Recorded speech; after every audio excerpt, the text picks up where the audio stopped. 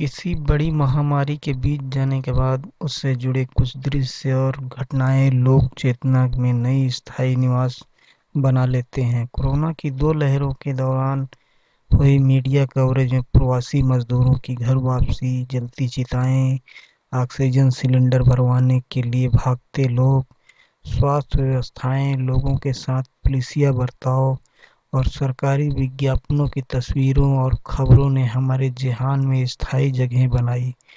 भविष्य में जब भी कोरोना महामारी को हम याद करेंगे तो ये सब तस्वीरें हमारे सामने तैरती हुई मिलेंगी।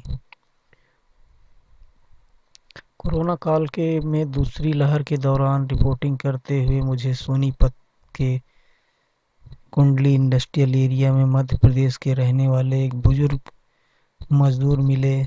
सिर पर सामान की गठरी बांधकर वह एक ट्रक का इंतजार कर रहे थे जो उन्हें उनके गृह जिले तक छोड़ने वाला था। मैंने उनसे रेल या बस से यात्रा न करने के कारण के बारे में पूछा तो वह मुझसे लाल हो गए और उनकी आंखों नम हो गई। उन्होंने बताया कि पिछले लॉकडाउन में वह एक बस से घर के लिए रवाना हुए थे, लेकिन यूपी बॉर्डर पर पुलिस से मार खाकर वापस लौट आए थे। उन्होंने नम आंखों से निकलते हुए आंसुओं को पोंछकर अपना कुर्ता उधाड़ दिया और अपनी नंगी पीठ दिखाते हुए मुझे कहा कि इस बीमारी से तो एक हम मजदूरों के पेट पे लात पड़ती है और हमारी पीठ पर पुलिस की लाठियां। उनकी ढीली मटियल खाल पर गेहूं पड़ चुके लंबे लंबे निशान करीब 1 साल पुराने हो चुके थे, लेकिन उनकी आंखों के कोने से बह रहे निकले आंसू दर्द हरे होने की गवाही दे रहे थे।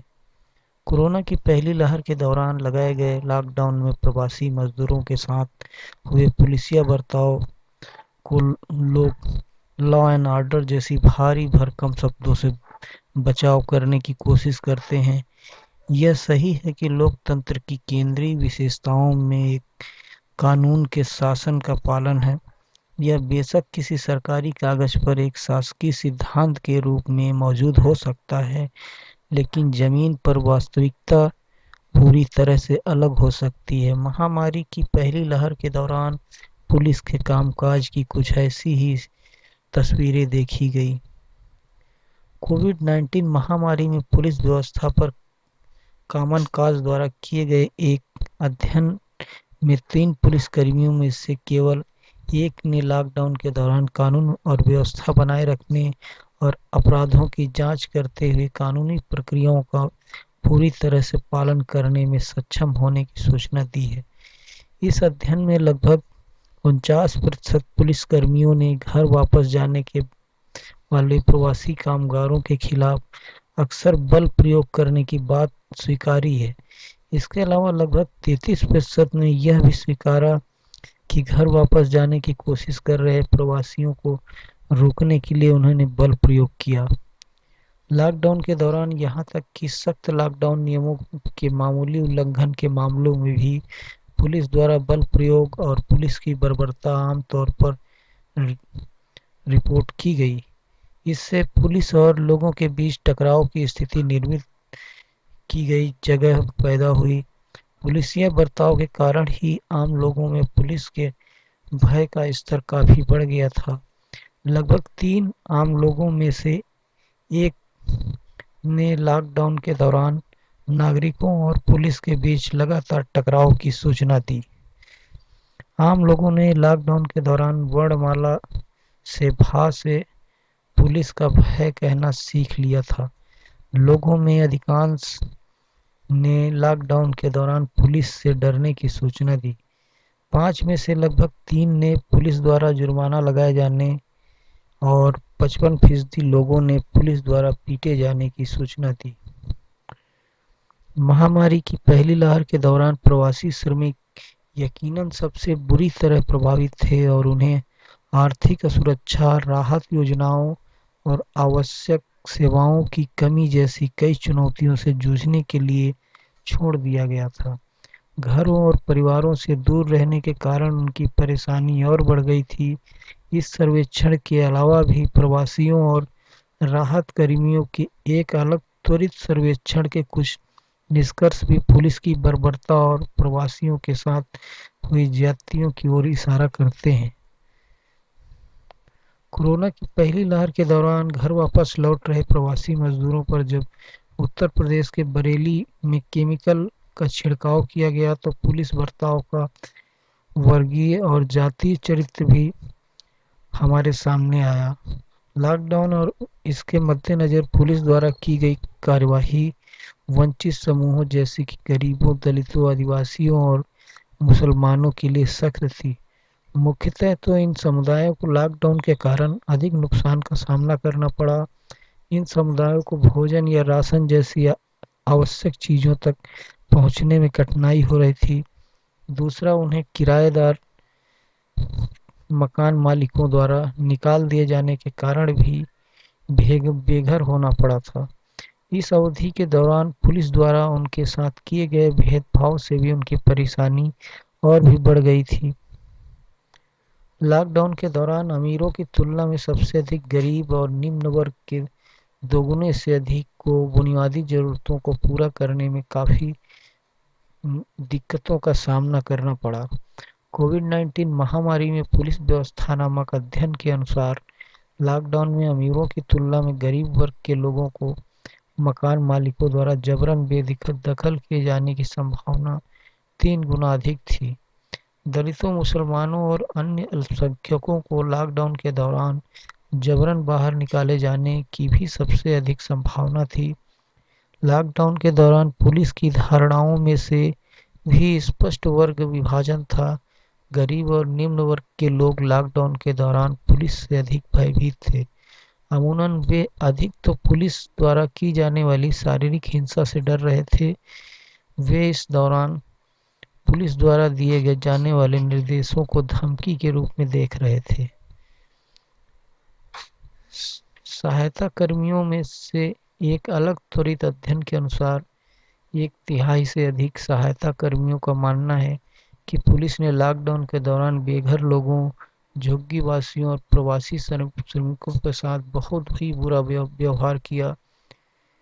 2 में से 1 सहायता कर्मी का यह भी मानना है कि पुलिस ने लॉकडाउन के दौरान मुसलमानों के साथ भेदभाव किया, जिसमें 50% ने अधिक या मध्यम स्तर के भेदभाव की सूचना दी। अचानक हुए लॉकडाउन ने न तो देश भर के आम लोगों पर बल्कि लॉकडाउन को लागू करने वाले पुलिस कर्मियों पर भी भारी असर डाला। प्रशिक्षण संसाधनों की कमी, कर्मचारियों की कमी के कारण पुलिसकर्मी बहुत निम्न स्तर की तैयारियों के साथ अपना दायित्व निभा रहे थे। पुलिस कर्मियों को जितनी बड़ी जिम्मेदारी दी गई थी, क्या वे इतने बड़े काम को संभालने के लिए सही ढंग से प्रशिक्षित और संसाधन युक्त थे?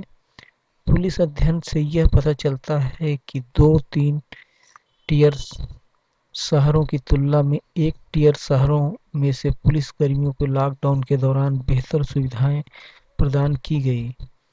टियर 1 श्रेणी के शहरों में पुलिस के पास महामारी के दौरान ड्यूटी के लिए उपकरणों का अधिक प्रावधान था।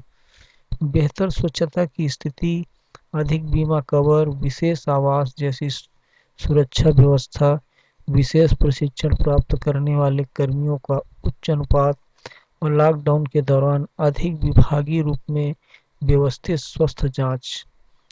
सामान्य तौर पर केरल और तमिलनाडु जैसे दक्षिणी राज्य महामारी के दौरान अपने कर्मियों को विशेष प्रशिक्षण देने में अधिक सक्रिय थे। इन राज्यों ने पीपीई किट और जैसी सुरक्षा उपकरणों की बेहतर उपलब्धता भी की थी, जबकि बिहार और पश्चिम बंगाल जैसे राज्य इन मानकों के तहत सबसे कम तैयार थे। अगर पुलिस विभाग की चुनौतियों को देखें तो आधे पुलिस कर्मियों, जिनकी तादाद 52% थी, इन कर्मचारियों की कमी उन पर लादे जा रहे काम के बोझ का एक बड़ा कारण नजर आई। नतीजतन पुलिस कर्मियों को काम का अधिक बोझ उठाना पड़ रहा था। 5 में से 4 78% अनुपात पुलिस कर्मियों ने लॉकडाउन के दौरान दिन में कम से कम 11 घंटे काम करने की सूचना दी। एक चौथाई से अधिक 27% ने कथित तौर पर लॉकडाउन के दौरान दिन में कम से कम 15 घंटे काम करने की जानकारी दी। लॉकडाउन के दौरान पुलिस पर मीडिया की कवरेज उनकी विस्तारित भूमिका को दृढ़ता से दर्शाती है। मीडिया पुलिस द्वारा प्रवासियों के साथ की जा रही बर्बरताओं के साथ साथ उनके द्वारा किए गए नेक कार्यों को भी कवर कर रही थी। आपको गाना गाकर कोरोना के बारे में जागरूकता फैलाने वाले पुलिसकर्मी भी याद होंगे। पुलिस शुरुआती हफ्तों के दौरान भोजन और आवश्यक आपूर्ति वितरित करने में भी शामिल थी। इसके अलावा पुलिस जागरूकता के लिए अलग अलग रोचक प्रयोग भी किए जा रहे थे, जैसे रचनात्मक स्वास्थ्य जागरूकता अभियान चलाने वाले पुलिसकर्मी नाच रहे थे, गा रहे थे, जरूरतमंदों को मास्क, दवाएं आदि वितरित कर रहे थे और नागरिकों के घर अचानक पहुंचकर उनके जन्मदिन आदि मनाने की वीडियो भी हमने खूब देखे। लेकिन इन सब रचनात्मक कार्यों की संख्या काफ़ी कम थी। इसके अलावा मीडिया ने पुलिस द्वारा लॉकडाउन को लागू करने के लिए drone camera, face detection technology, GPS सक्षम सिस्टम जैसे जियो फेंसिंग आदि के नए नए निगरानी उपकरणों का व्यापक रूप से उपयोग करने की भी खूब कवरेज की थी। पुलिसिंग के लिए उन्नत तकनीक पर बढ़ती निर्भरता को मीडिया ने खूब प्रशंसा मीडिया में मिली थी, लेकिन इस दौरान उनकी वैधता, नियमों के पालन और डेटा सुरक्षा विधियों से संबंधित कुछ सवाल उठाए गए थे। हालांकि उस समय मीडिया रिपोर्टों के विश्लेषण में लॉकडाउन के दौरान सरकारी नीतियों या पुलिस के व्यवहार का बहुत कम आलोचनात्मक मूल्यांकन दिखा। महामारी की 2 लहरें बीत जाने के बाद भी हमारे पास नागरिकों और पुलिस संबंधों के विश्लेषण करने के लिए हमारी स्थायी स्मृति में जगह बनाई तस्वीरों और मीडिया कवरेज के अलावा ज़्यादा कुछ हाथ में नहीं था। इस वजह से भी हम अपनी पुलिस व्यवस्था पर बहुत ढंग से बात नहीं कर पाते।